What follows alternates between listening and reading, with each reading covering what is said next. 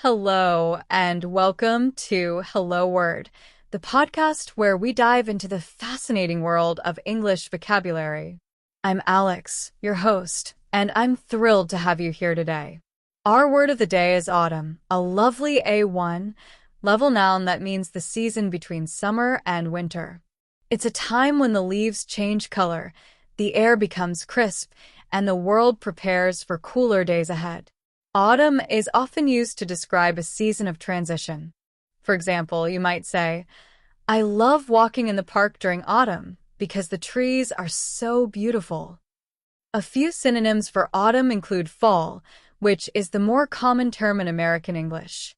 For instance, you could say, pumpkin spice lattes are a favorite treat in the fall.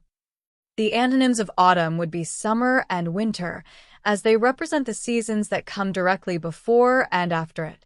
Imagine saying, unlike the hot days of summer, autumn brings cooler weather, or after autumn, the snow begins to fall in winter.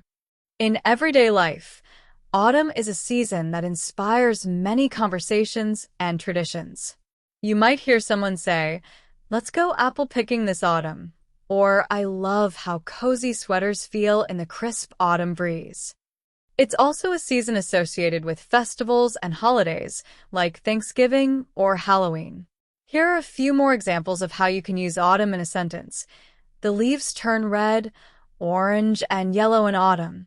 Farmers work hard during autumn to harvest their crops, and many people enjoy taking long walks to admire the beauty of autumn landscapes. Thank you so much for joining me today as we explored the word autumn. It's such a versatile and beautiful word that reflects a season full of change and charm. If you enjoyed this episode, please subscribe to the podcast and leave us a review. Your support helps others discover the show and join us on this language learning journey. I'd love to hear how you would use the word autumn in a sentence, so share your ideas in the comments.